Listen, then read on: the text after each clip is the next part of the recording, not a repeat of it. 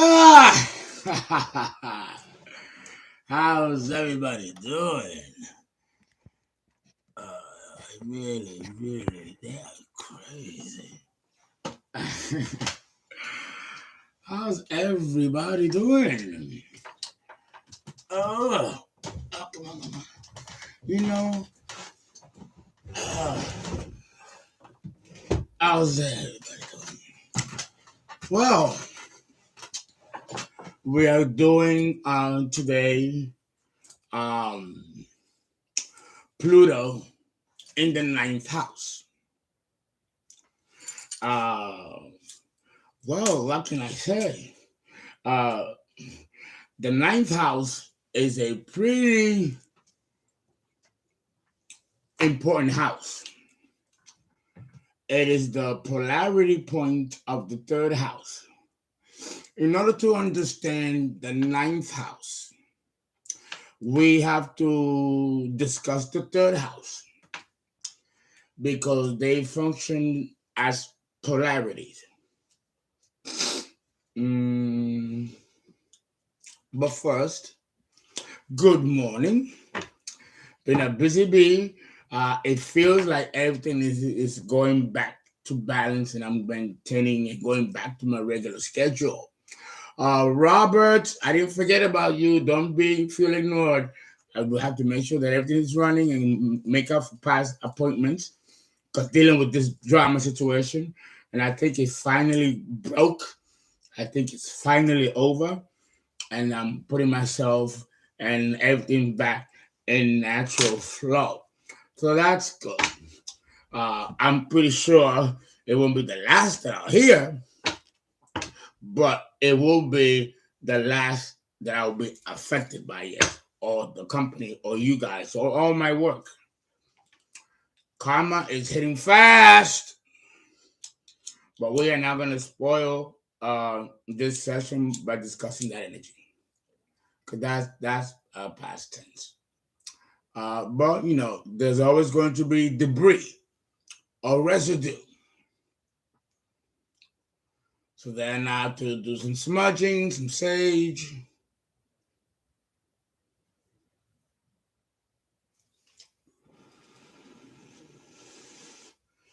Usually smudging should be very, very light. But if it burns very hard and fast, then it's a lot to burn. This in itself is already too much.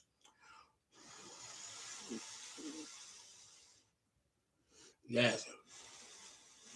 Father God, thank you for life this morning. Thank you for the good things, the big things, the little things, the big things, the small things, and important things.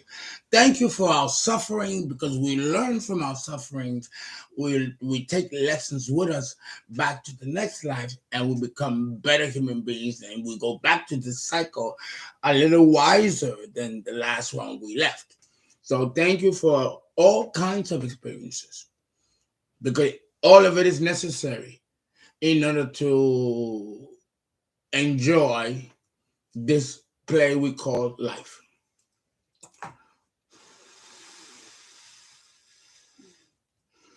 I got another download. I forgot to I forgot to write it on the thumbnail. And boy, oh boy, oh boy, Chef Boyardee. Yeah, that was fake. But I'm trying to get back to it. Give me time. I'll get there. I have my good days. My voice has been very coarse too. Okay. A little more. Needs to clear a little more.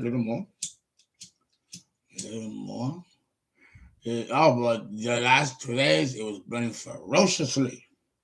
But now that it's burning less, that means good. It's good clearance. Very good clearance. I still cannot get over what took place in Texas. Again, my flight canceled. Again. Well, it's the retrograde. It's to be expected. So Venezuela is out of the question now.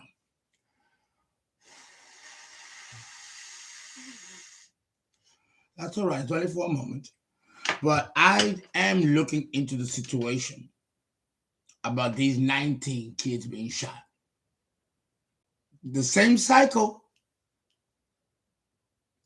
What year was it that this occurred in Columbine? Hey guys, write it out for me in the chat box. What year was it? And then we're gonna count from that year to 2022. And the amount of years that you come up with is the aggregate cycle that things like this occur in that part of the country. We call those transit cycles, returns, directions, solar arcs. Life in transit. I did decide to write another book. I already have 3. I'm going to write a 4th book. And this one will be transits, planets in transit. And I'm going to make it different than Robert Hand or Steve Forrest. Good astrologers and great work they've done on this subject, including Midpoints, a phenomenal work by Robert Hand.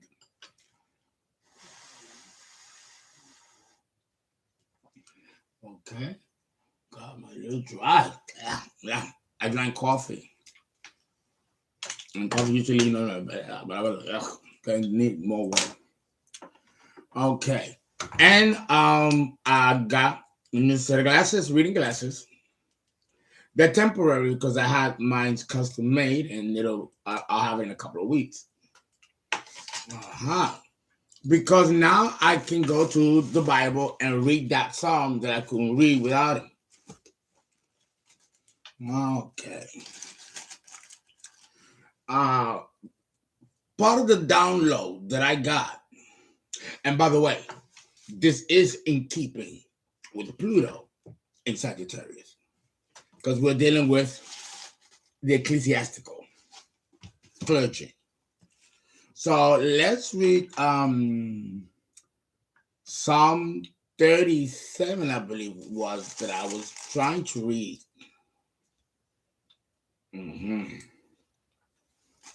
I know, right? I feel very earthy today. Very earthy. And we're moving into summer pretty soon. And yeah, I'm just like the fall. Very Virgo, very Taurus, very Capricorn, very earthy. But this is another form of magic, though. I'm an earth sign. So if I equip myself with earth tone colors, that is a form of grounding and centering. The more earth I have around me, the stronger my aura becomes. Because I was born under the star that represents earth. Okay. Let us look at Psalm 37. My Bible is out of whack. What was left from the fire. Okay, 37. I had no idea that there was this in this array. Okay. All right, it'll take me a minute. Yeah, that issue with Taiwan and China is still brewing.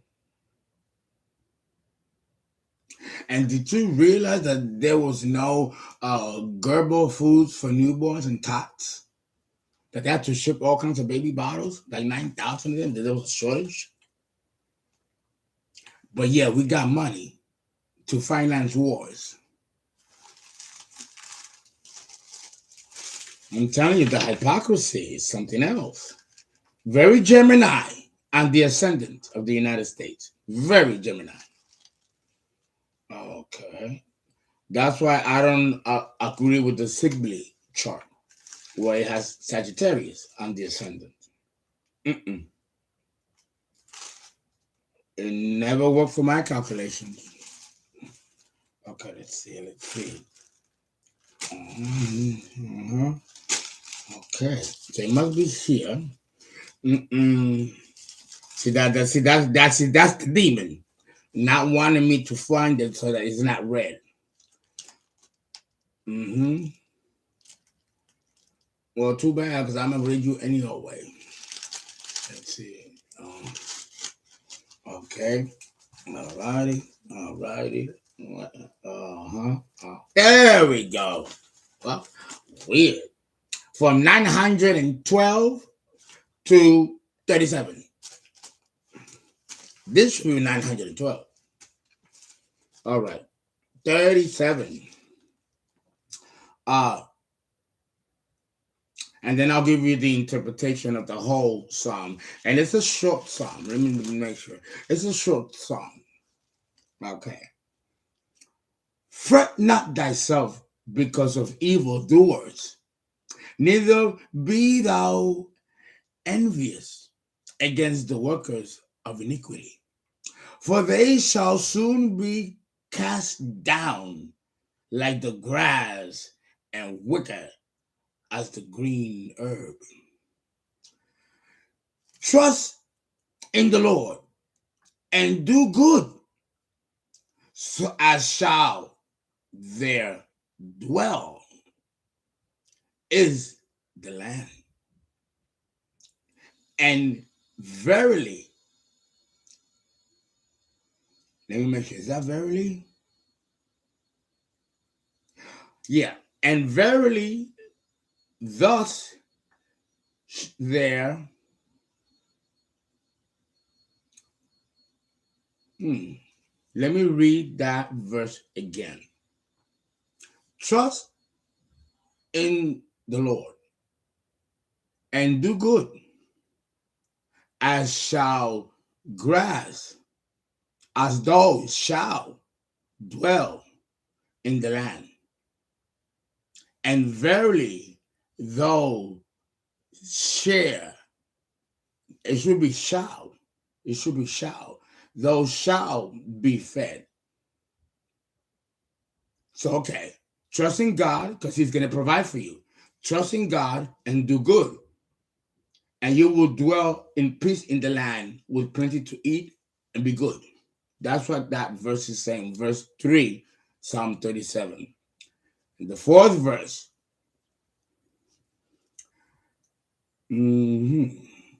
Because even though I got the glasses, these words are very, very little. Detach thyself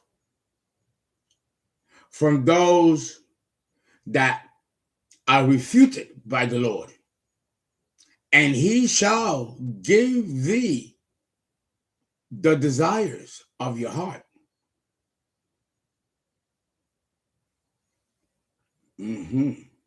Commit thy way unto the Lord. Trust also in his ways, and he shall bring it to pass. And he shall bring forth the righteousness is the Lord's, and thy judgment as the word. Okay, so trust in God and move forward with righteousness in confidence, because he will bring deliverance and judgment to those who are transgressing you. Rest in the Lord.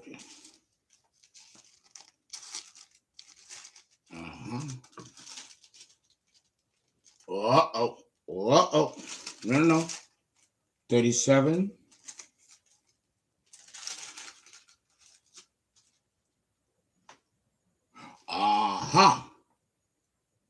I made a mistake here. The 37 is not short. It goes on to 2 pages. So we're going to stop here, because it goes on giving you trust in the Lord, believe in the Lord, faith in the Lord, and then it's like soliloquies. And it's basically telling you to put your entire trust in God in the height of being involved with powerful enemies and evildoers that walk right through the drama, that nothing will touch you, and that he will deliver karma and justice, which here is in the form of judgment. You read this song, when you were right in the eye of the storm, they'll slap their mama. That's another very powerful song. It's slapping you. God is slapping you, or Archangel Michael is slapping you with the sword. Demon run. It's a beautiful song. All right. I have in the thumbnail an image of the world, like a caricature, and a plane flying around the globe, symbolizing the ninth house. So the ninth house, you're never gonna get it. No, you never get it. No. Let me tell you, the ninth house. Let me start with the third house. The third house rules your environment, your neighborhood,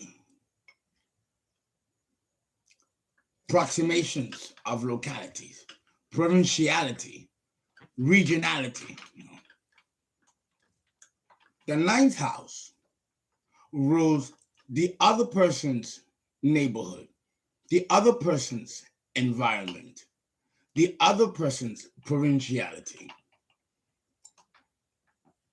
The third house rules language, cognition, intellect, and the developmental faculties.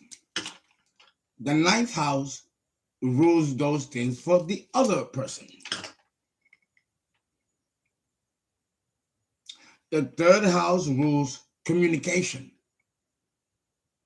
The ninth house rules the other person's communication. The third house rules high school, junior high school, elementary school, and pre-K. The ninth house rules community colleges, universities, grad schools, the church, and the seminary. The third house rules local travel. You get in a car, in a bike, in a motor scooter, skates, or just damn run. The ninth house rules international travel or national travel. You have to get on a plane and go far distances. The third house rules the conditioning socialization process within your culture. The ninth house rules the other persons and other cultures and races, and which you have to get on a plane to get to.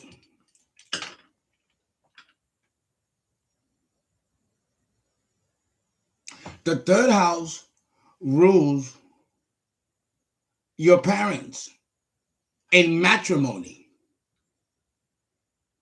The ninth house rules your in-laws, your partner's parents.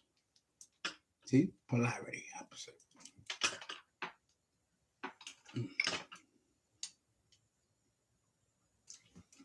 The third house rules self-publishing. The ninth house rules national publishing, where you have to go to a publishing house to publish books that become bestsellers, like Random Books or what is it? Randall is one. What was the one that Jackie Kennedy Onassis belonged to? Random House, I believe. I think it was Random House. Llewellyn Publications, Clark, Boardman, and McClanahan, which is a publishing company that publishes law books for law universities or law schools. The third house rules the person's own philosophy that they've acquired throughout living life. The ninth house rules the other person's philosophy and their walk of life, usually outside of the culture and the race of the person. The ninth house is very important. There's a lot here. There's a lot here. The energy field of Sagittarius, the Don Juan of the zodiac. My typical dress is typical Sagittarian. Not the colors, but the style. The colors is not fire, it's earth. And it represents mutable fire versus cardinal fire or fixed fire. And each modality has a psychological difference. With mutable fire, the fire lights blue. With cardinal fire is high crimson red. And fixed fire is in the middle. Just yellow and just orange, just enough that it's not dangerous. And it's beautiful to look at. The expression of Leo. Fixed fire. So, because fire element is energy, mutable fire is expressed through differences of opinions, dogmatic views, and the clashing of philosophies.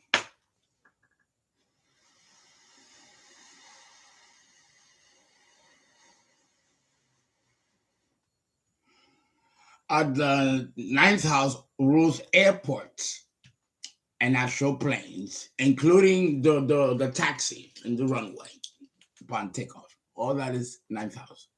The plane itself represents Sagittarius and the cultures in which the plane lands eventually. So it's a lot of changing. Mutable.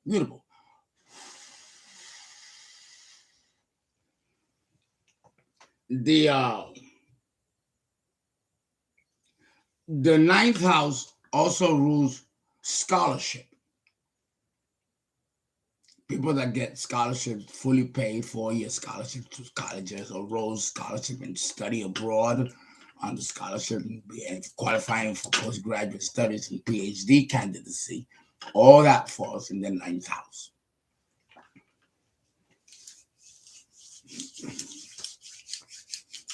Now, having said that, we can proceed with the reading of the collective, of how this energy is transmuted by the collective. I'm not going to move the screen too much because it's acting funny. So I'll just put the cards up.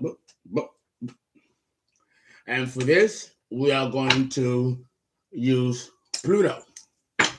Oh, not Pluto. Oh, well, in a way, it kind of is, right? The Aleister Crowley deck. With, if necessary, the backstory and the specific deals and outcomes. Okay. Cutting always in 3, right? The Trinity 3. Alrighty. 3 within the number 7. Right? Okay. So, alrighty. Let's do a shuffle. It might be, and usually is, 3 groupings that represents the collective, but it has been known to be more than 5 or more than 4, but no less than 3. Now, there are other readers out there that just use 1 as a collective, and that's it.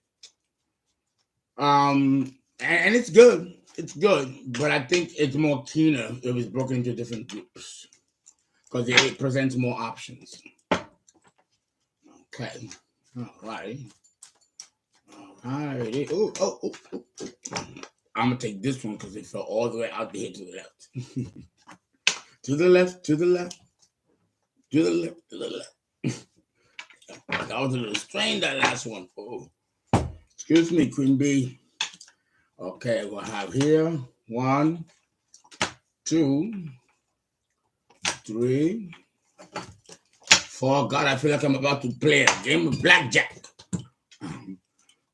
5, 6. Right, I'm moving the table. And 7. God rested on the 7th. Did I drop my surge? Yes, I did. Okay. Well, I'll just say, because I don't want to have to light it again. But if I have to, then I mean, I got to bend down and get it. I mean, I'm about to roll out somewhere. Knowing me, right? Did it? Did it? It did. See, I was in it like curse it out, but I said, no, let me not do that. Okay. Let's look at the first group and let's start right away because this can be a long reading. Usually is when I do the houses. Okay, the first card, if it's a trump card, great. Then we can take up to 2. If it's not a trump card, we take more. And the limit is 3, whether it's a trump or not. The first card we have Mars in Leo. Mars in Leo is it's very internal energy. Because Mars is the planet of action. But it really doesn't convey externalized action in all the signs. And, you would think that in Leo, being a fire sign, that it would have externalized action. No, it's very internal because the sun doesn't move, it stands still, symbolically. So that's the same kind of principle. The power of the person with Mars and Leo is in doing nothing, but just exuding authority, confidence, and assuredness. And that energy in itself calibrates everything around the Mars and Leo person. They don't have to do anything. The intent does everything for them. And other people pick up the slack for them, like a king. So Mars in Leo will be, and Mars is the lower octave of Pluto. Pluto being the higher octave. And the classical co-ruler of Scorpio. So the energies are almost interchangeable. But it's not as severe and as extreme as Pluto. So here we see a watering down, a taming down, however slight, of the energy of Pluto. The psychological pain that the transformation will take you through will not be watered down, though. That you'll feel in full force. But there'll be greater discipline, greater calm, and greater self-control. While everything around you is falling apart, you stand still in your own strength. Very beautiful. Very beautiful. Let's take another card because this was a major arcana. Aha! Queen of Swords.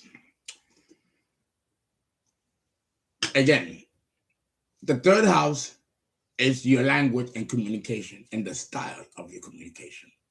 The 9th house is the other person's communication and style of communication. With the Queen of Swords energy, with Mars and Leo, remember the swords represent intellect and communication.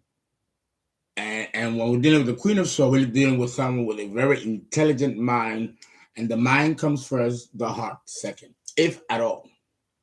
So it's very, very like surgeon type energy.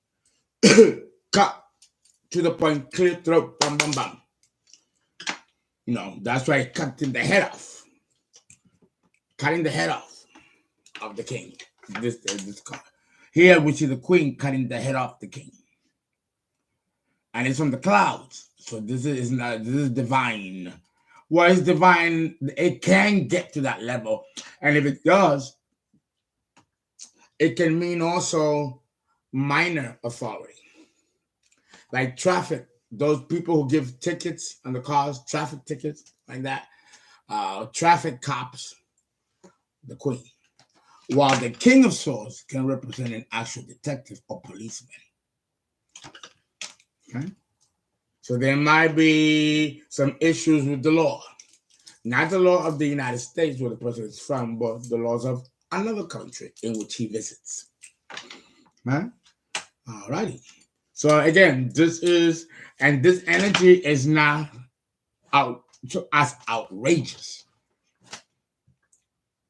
It's not as outrageous as the other positions of Pluto with this vibration of Mars in Leo. This is the number 7, whereas the Queen of Swords has no number ascribed to it. Here we have the number 7 ascribed to it, Mars in Leo, which means that number 7 is a very crisis-prone number. Right? 4 times 7 is 28, which is the number of the Saturn return, 29 and a half. We have to add a year and a half more because of the retrogrades. It's a Saturn number. And it's also a minor cycle of the moon. And when we die, this number in the cycle of Saturn and the moon become important.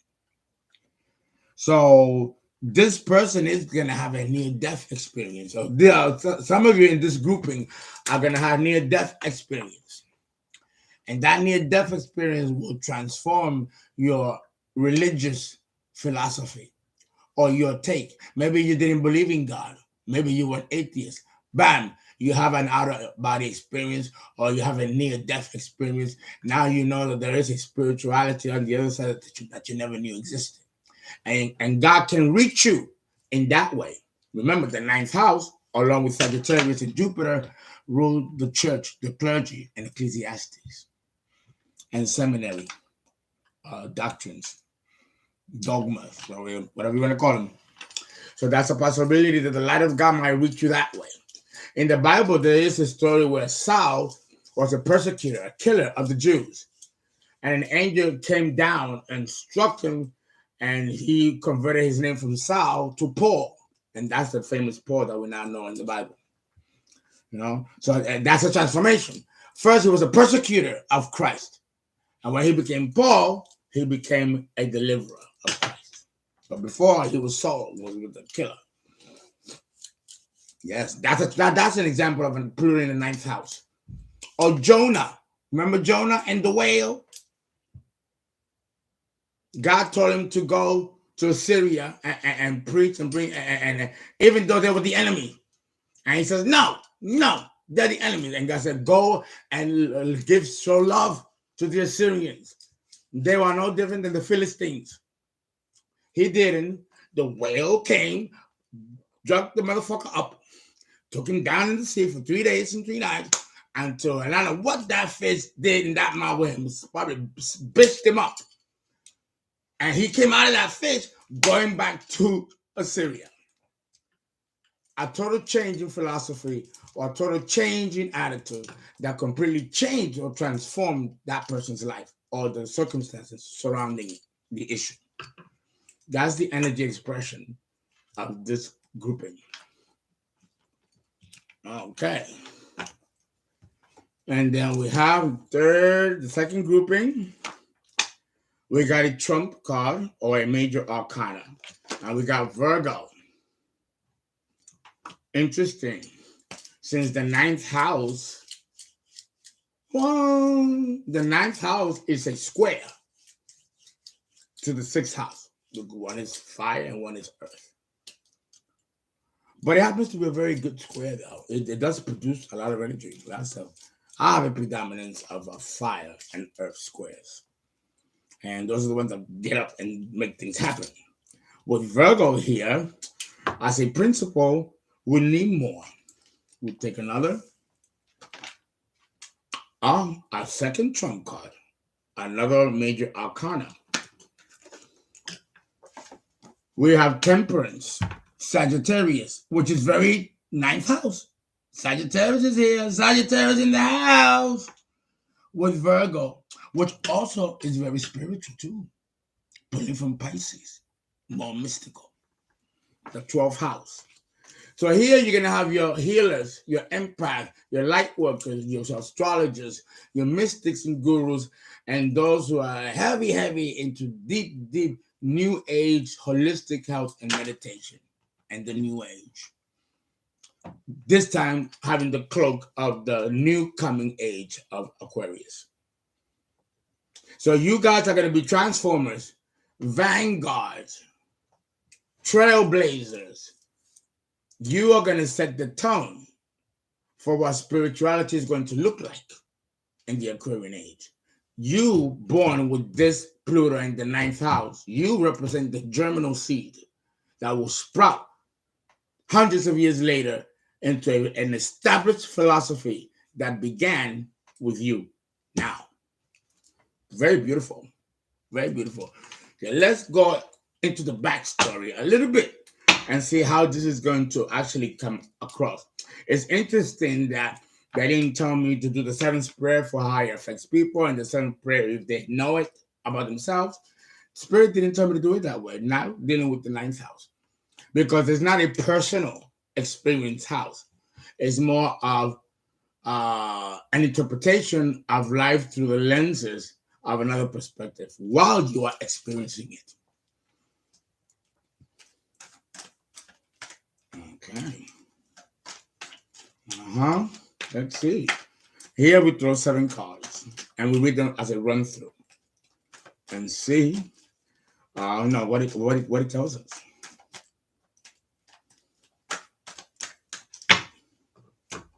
Oh yes, I forgotten. The 9th house also rules the music industry, while the 11th house is the Hollywood falls in the 11th house. The music industry falls in the 9th house. Again, recordings, publishing, same thing, and website publishing. Okay, and content providing. Okay.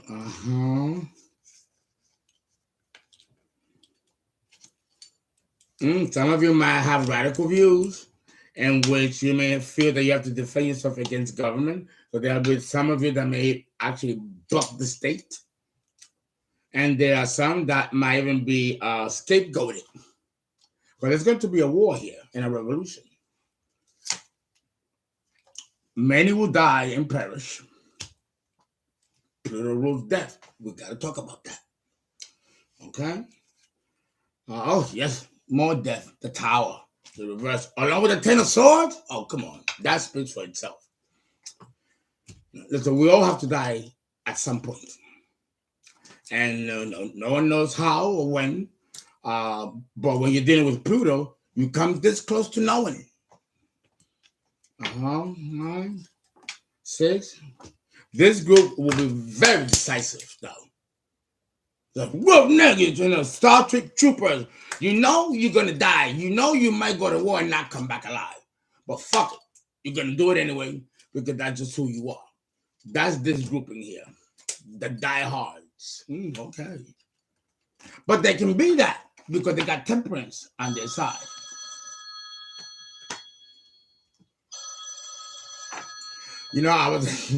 I was gonna answer it like I'm answering a fucking office phone. Oh, look at that. It just came out. Oh, the wallet. Oh, okay. What is it? What? Oh, God, I feel like I'm in a sketch from The Honeymooners. All right. And I'm still trying to learn the bitch. Oh, too late. Oh, well. So, yeah, this is crazy. Oh, so we're putting these down, right? Yes, we are. Right here. Okay, we get the second, the third, have a second grouping. The third grouping, we flip it, and we have another trump card, another major arcana, Cancer, the Chariot, success, mobility, wealth, the opposite polarity of Capricorn, 10th house. And we got Truce. So here we have the peacemakers, those who pull the strings from behind the scenes. People who are probably going to be involved in vehicles and platforms that they control on their own. Swaying public opinion or making critical infiltration in society at key points in the cycle of the current situation or the individuals themselves and connecting themselves to a cause. It's very subjective. an unstable shift. But this makes sense because we're going through a new age. Everything is almost like a jump start. We're not using the old system like before.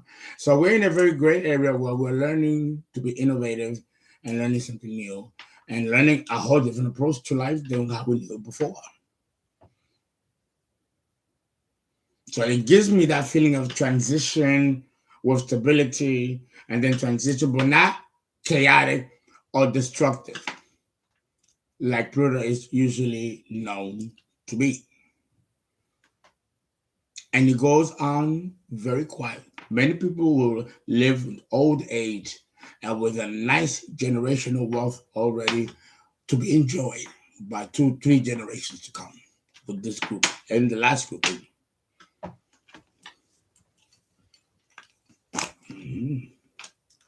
The more we know about Pluto in the ninth house and how it works to data and empirical data, the more information we can probably add to it. But for now, that's what we can we have. This is the Princess of Cups. This is very powerful, although not a trump card. Very powerful because these are people who are those who lay the cornerstone for the foundation of something that will last many lifetimes. You would think it would be this last grouping, right, with the Temperance. But with this grouping, it is selfishly motivated. It's not because they're moving by a cause to save the world. It's for their own motives. But for here, it is to save the world. It is for a more universal motive. Like saving the whales, saving the trees, saving the dolphins, the Pollution Air Reduction Act, or plastic bottles, not making them anymore because it's killing our oceans and we cannot dispose of them. That's the energy here. What's good for the planet. Whereas the other group is what's good. If it's good for the planet, great. But I want to get paid first. That's the energy. Guys, thank you very much. That's what I have. Please donate. Please be generous. Call for a reading, tarot card reading, or a birth chart.